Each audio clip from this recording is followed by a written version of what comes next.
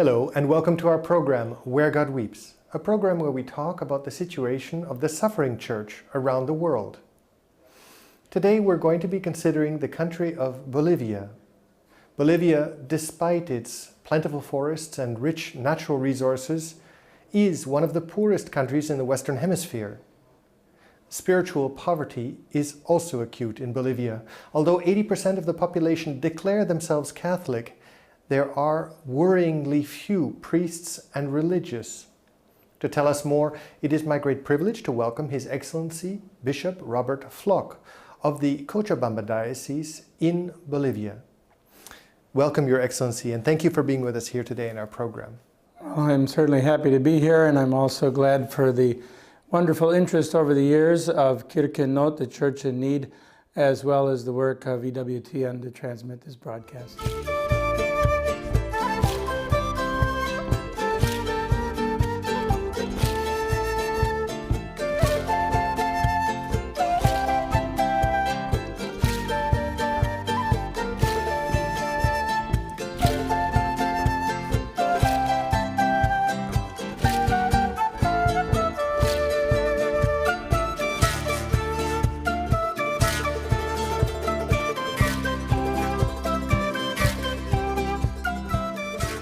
Your Excellency, 7 out of the 9 million Bolivians consider themselves to be Catholic. But does this mean that there's a lived faith, or are these kind of numbers just reflecting? First of all, Bolivian people are very religious, Catholic or not. You know, and you could say that over 95% are Christian. That other 15%, or maybe it's a little more or less, who knows, is evangelical or some other Christian denomination. So the vast majority are Christian, and the people are very, very religious. Where would this come from, this natural spirituality? There's different expressions of it. Now, part of the religiosity to this day is very Marian throughout the whole country. Recently participated in the celebrations of Our Lady of Urcupiño, which coincide with the Feast of the Assumption.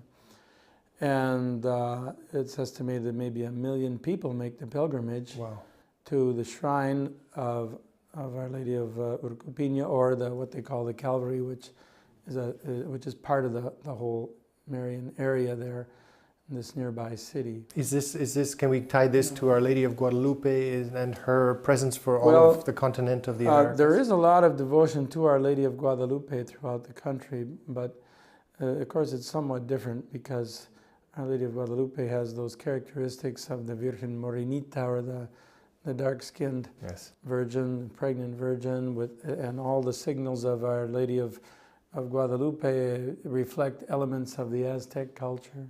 So in that particular situation, at the beginning of the experience of evangelization, and then also the decimation of the native population through disease and slavery and wars, the presence of Our Lady made a decisive difference in the process of evangelization. And how you feel it also in Bolivia? In Bolivia, there was also terrible experiences of enslavement, especially in the Altiplano and in the interior, in the mining areas, which is part of where I am now, Potosi, and that was terribly denounced by the church at the time. There's sometimes a rereading of history which is not entirely objective and accurate, that blames the church for the so-called colonialism because it came together. And of course, the Spanish conquerors were also very religious. You know, if you look at Saint Rosa of Lima over in Peru, she's part of that Spanish heritage, deeply religious. She didn't get up on a bandwagon to shout out about things, but she dedicated her life to penance for all the bad things that went on, and people somehow appreciated it, and those things made a difference. But I would say that there's certainly a deep native spirituality. It's different in the Altiplano cultures than what it is in the Oriental cultures, which were more tied to the jungles and so forth, and to where the Jesuit reductions took place. Each of them left a different heritage, a religious heritage, but the initial efforts at evangelizations did find ways to help the people tie their own sense of the divine to Christianity. Now, as you're speaking about the own sense of the divine, of course, there were a lot of native spiritualities. For example, God was certainly there before we were. All right, that's right. To put it simply, that's right. The simplest way possible. God was there before we were. So, you know, yeah, it was the religion that the people had. If it was in the Altiplano, the Inca religion was sun worship, Inti, and so forth, and the Andean cosmology is still very strong. It's very dualistic and so forth, but it's deeply and profoundly religious. There's a sense of the sacred that is present in everyday life. All right, but this also causes some, let's say, concerns for the church today. For example, the Pachamama, the question of Mother Earth, and all of these, and then the consequence of having syncretism today, where you have a duality between Christianity and the local. Yes. Now how do you resolve this? That's much less true in the Oriental side of the country, where the reductions were, and the Jesuit missions that were eventually expelled and so forth, but that kind of synchronism does not form that much part of the Oriental spirituality as it does in the Altiplano, but it's certainly there. And how do you answer that? It continues to be there. Well, we continue to proclaim the gospel. And I think that both with that experience and the challenge of today's world, which is a greater secularism, which affects especially the newer generations and the wealthier, that the call of the Bishops' Conference in Aparecida, which is now, 7-8 years ago already, to form disciples and missionaries of Christ is at least the answer today. I mean, certainly the devotion to the Blessed Virgin Mary has been a big part of the transference to Christianity and continues to be. I would say in many ways that the whole sacramental economy of salvation is not deeply understood by much of the population. But there is a great love for the Eucharist. There is a great, as you say, a great love for Our Lady and a great love for the Eucharist. Although Eucharist devotion, I would say, is also stronger and different in the Orient than what it is in the part of the country where I find myself now. I want to come back to a great friend of yours, Bishop William Callahan of the La Crosse Diocese, your original diocese. And he's also a great friend of Bolivia. And he said, quote, "With secularism comes a reduced understanding of the presence of God, comes a reduced understanding of the need for prayer and the relationship to God." You mentioned secularism. Is secularism having this kind of a deep impact on the young people in Bolivia, or how do you see secularism working in the society? Let me just say, first of all, as a missionary from the Diocese of La Crosse during 25 years, I've always been very proud of my home diocese and of their support to this mission effort, maintaining when many other dioceses pulled back their missionaries for lack of priests. And not only our mission in Santa Cruz, Bolivia, but also a mission in Peru, where we have an orphanage that's entirely dependent on the people of the Diocese of La Crosse. So we've had tremendous support from the diocese and the bishops over the years, which include also Cardinal Burke, who is now here in Rome. So Bishop Callahan is the latest in a series, and I was very happy to have him come. He's been to Bolivia 3 times in the last year. One, to dedicate a new church that we built in Santa Cruz, then secondly, for my ordination as a bishop, and now just recently when we celebrated 50 years of Father Ed Pankin, 25 of myself as missionaries. So of course what he says is true, and it's probably seen much more easily even back home in the States, where life is much more secular. Exactly. But I guess, although it's interesting to see how... Is it coming that strongly also into Bolivia? Well, certainly what we have is the new world of technology, where you see the young people with earphones and going around all day long. And if you live with earphones on, you're not listening to God, you're listening to whatever's being piped in. And that's just part of modern culture. But it certainly makes it a challenge. Now, along with that doesn't mean that people don't have a hunger. And my hope is that, as we've undergone a tremendous political change, from the right-wing years in Bolivia and the dictatorships and all that, to a kind of wishy-washy democracy that was sort of, there's a corrupt democracy, to now the left wing, right, which certainly has been unable to overcome the depth of corruption and those problems in the country. But and then at the same time, this secularization process, which continues to go on as part of globalization in the world, it brings some good things. The technology is great. We're making good use of it right here. That's it. But we need to work on how to be in contact, how to reach out to these young people in our life. I guess my question comes around, we're talking about the question of syncretism, the question of secularization, and the question of the religiosity of the people.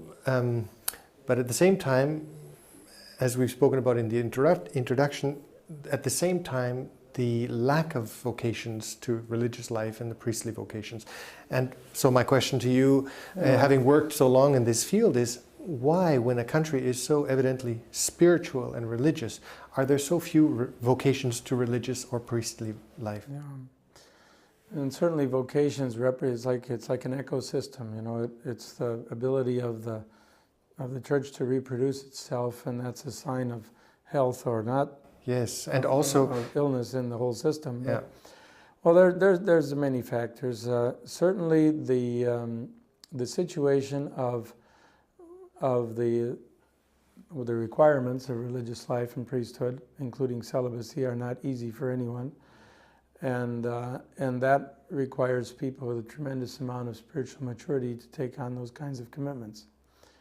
And spiritual maturity requires that you also have maturity, or at least health, in the other areas of your life. Now, Bolivia, one of the biggest problems in terms, just in general, of the family, the situation of the family. We all know the vocations depend on healthy families, and when you don't have that, you have lots of problems to overcome. And what's the problem in the family? Well, the families breaking up. They don't last. Kids have, they got 2 brothers from this mother, 2 from that one, from this father, from that one, and so forth. So a lot of family life is not that healthy and doesn't hold up. Okay. And much of that was made even worse in the last decade by families migrating to Spain or Italy, those who could, to maybe the United States, much less so because it's a lot harder to do. But that leaving families broke up. So that's a factor that reduced a great deal of the vocations. Then I would say a lot of young people identified with the church because of its work for the poor and its work on behalf of justice. Now that work has not in any way diminished, but with the shift in the whole political sphere from kind of the right to the middle to the left, that's taken some of the wind out of our sails. In other words, young people see that, okay, they want to work to fight for change. Well, you don't need to do it in the church. You can do it in some other avenue that was not available, perhaps, in the past, or at least was much more identified with the church than it is now. Is that not a positive thing? I mean, well, in the sense that are the vocations then that you would be getting, although they're less, I wouldn't want to say more authentic, but at least they're not connected to any desire for political involvement or engagement? Well, perhaps it's not fair to say for all the vocations up to now, but almost all vocations need to be purified, and so some of those vocations that we would have gotten, we no longer get, and that's not to say that they weren't true vocations, but some of those maybe would fall down the wayside anyway because they were too superficial to begin with, and some of them, as often happens, even after ordination. But I think it's a factor anyway as to why some people that would have been attracted to the church are not at the present time. Right. And and then now, at the same time, the church has done some soul searching on this, and this is part of what I mentioned earlier, the vision of Aparecida, which took a hard look at the reality of people's faith in Latin America and in the whole continent. And this vocation difficulty is not just Bolivia, it's throughout the whole Latin American experience. And they say, well, if you got a kind of bits and pieces of Catholicism, that you've taken on. Oh, you got a certain amount of devotion to the Blessed Virgin Mary. We show up once in a while for Mass, especially if somebody in the family died or something like that. We have a little bit of devotion here. Oh, we know we're not supposed to do this or that, you know, moralisms and that kinds of thing. Well, that's a fragmented faith, okay. And that's the number 12 of the conclusions of the Parsi. Let's go right down through the list. That probably summarizes better than any other part of that whole document a reading of the reality of Latin America. So that kind of faith is not strong enough to resist the changes of our time. Okay. It's just not. You know, part of the soul searching of the church too. If we go back, say, 25 years or so or whatever to the dictatorship periods, and we say, where were these guys formed in their Catholic faith? Bancero, Pinochet in Chile. They went through the Catholic system. Yes. Some of them were, you know, often went to Mass. Hugo Banzer and his wife used to show up at our parish to go to confession before special Masses. But that didn't keep him from running the country in a brutal way at certain periods of his life. Yes. And so we had that in that period. And then we fast forward to the present situation and we say, well, the people who are running the country now, many of them went through the church also, but in a different experience. Our work, our social work, our work for change, for justice, the schools that were run for the poor, and so forth.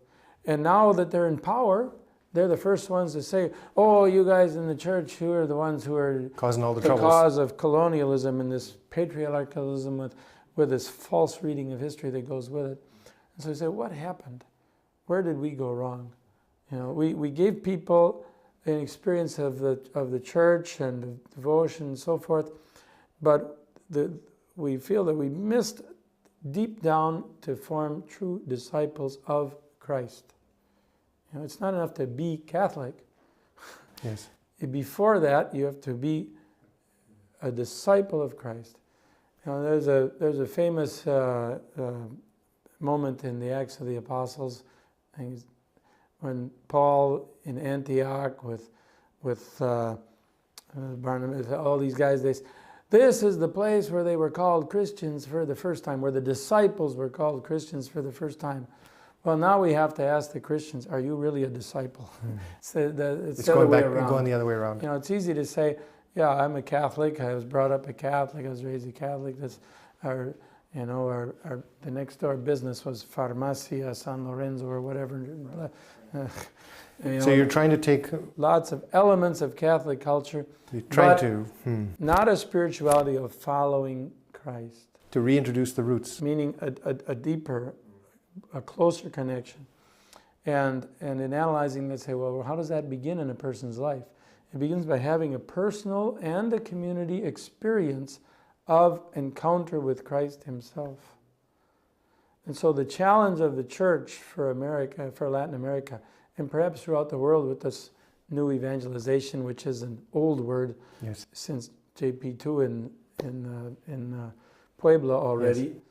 Yes. Before I ever went to Bolivia, that term came out, is to form true disciples who have had an experience of Christ that makes a big difference in their lives, which we hope is one of the effects of the World Youth Days. That's right. This most recent one held in Rio. People come back. So concretely, how do we get there? I mean, you've got the understanding, but how do we bring this down to the ground? How do you now confront the young people with and say, a personal encounter with Christ? It's a big challenge. It's a big challenge, that's for sure. And of course, a lot of it has to do with witness. It's not enough to explain our faith. You know, it has to be witnessed and it has to be lived. And certainly the sacraments, but they have to be well celebrated. Yes. The Eucharist is to be celebrated well. You know, it's nice that as Catholics we can say ex opere operato. No, just by celebrating the Eucharist, this is the body and blood of Christ. And if you know that, you don't have to get carried away with, you don't have to work yourself into an emotional frenzy like some evangelical Pentecostal type groups, and even occasionally some Catholic ones do. No, we know that that is Christ. We know it. And we know that that presence is true. But that doesn't mean we shouldn't do the best job possible of living it and celebrating it and sharing it. And so evangelization takes on a million different forms. We continue to work with feeding the poor and so forth. The Archdiocese of Cochabamba, I understand 26,000 people receive meal free every single day through the church. And the thousands upon thousands whose experience of education is through the church, and the many thousands who live in homes that are run by the church because otherwise they're left out on the street. All that's very important. But in that, to make sure that the reason for it is understood. Is it comes through, this is the love of Christ for these people, and it's not just something we do. So that's the big challenge. Bishop Robert Flock, what would you say is the biggest need, or how can the Universal Church help, or what can the Universal Church do, for example, for the work in Cochabamba, for the work in Bolivia? Well, certainly the needs are many, and thanks be to God that the Church continues to send missionaries from other places to Bolivia. When I went, there were lots of North American priests, Mary Knoll, St. James Missionary Society. Now those are almost done for. And we've had more missionaries coming from other Latin American countries, but the vast majority continue to come from Italy and from Spain, but from all over. It's a very international church, but we continue to need missionaries to help to do our work there. And also those people who come will take back an enriched experience of their own faith in church. As you yourself have been changed. Certainly you read the scriptures differently when you are amongst the poor, And I would say our church is very dynamic, in many ways I find it more lively than when I go back home, although there's a lot of life in our church back home, I wouldn't be able to support the work we do in Bolivia. But that's important. And there's no doubt that the financial support that we receive from different organizations is very important. I had a little pet peeve with my own country because the Secretariat for Latin America, they say, okay, we'll fund a project if it's a pastoral initiative that will later fund itself. And things just don't work that way so easily. It's a tough one. We need buildings, we need computers, we need equipment, and those things cost money, and the cost of those things keeps going up. Has gone up. I was very happy. Over the years, I rebuilt the parish infrastructure of our mission in Santa Cruz, blessing the church. It'll be just a year in another week. It'll be a year since the church was consecrated, the new church. But first we did the rectory. Well, that was paid 100% by a priest from my diocese who anonymously gave us a big donation. It just came miraculously when we needed it. Well, that's bricks and mortar, but it certainly is helpful. Then we did the pastoral center, because where the old buildings were that had to be torn down, that's where the new church went. And that was 20% local and 80% money that came from the Diocese of La Crosse, from the people there that helped us out. Well, then we did the church, and I knew that we'd get more local support. In the end, there's $800,000 in that, and they still got to do the new pews. But more than half of that money came from the people locally who did help. But that still means that close to $400,000 came from outside. Came from outside the diocese, and without that help, those projects would still be in the first stage, So. And you have to have the bricks and mortar to enable the living stones to live. Well, they're important, I remember the philosophy of a sister who used to work in health ministry in Santa Cruz before she died, and also of Bishop Castellanos. He left his diocese in Spain to become a missionary in Santa Cruz.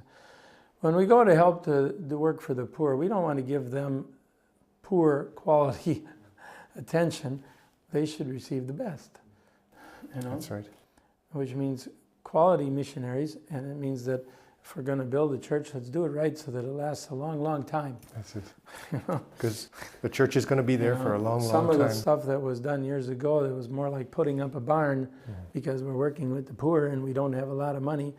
I always think it makes more sense to take your time and do it right. It's a disservice. And leave something that will last the centuries, the way that we see the beautiful cathedrals in Europe and some of the ones that are in Latin America as well. Because the church is growing. Go back to those missions and Jesuit missions that were built, in the 1700s, and that have been restored in the last 20 years. And somebody made a huge difference because they had, some good help.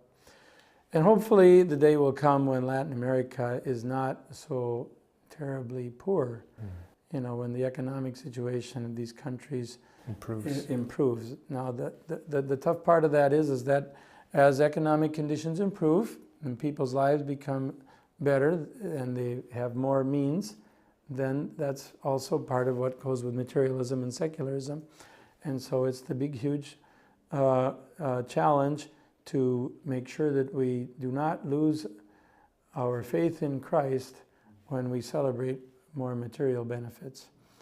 But as long as people are hungry, it's an emergency situation that needs urgent help. Bishop Robert Flock, thank you very much for having been with us today in our program. You're very welcome. And thank you, ladies and gentlemen, for having been with us today on Where God Weeps. And if you'd like to know more about the Diocese of Cochabamba, or perhaps how you might be able to help, I would encourage you to look at the contact information at the end of this program. And we look forward to seeing you next week. Take care.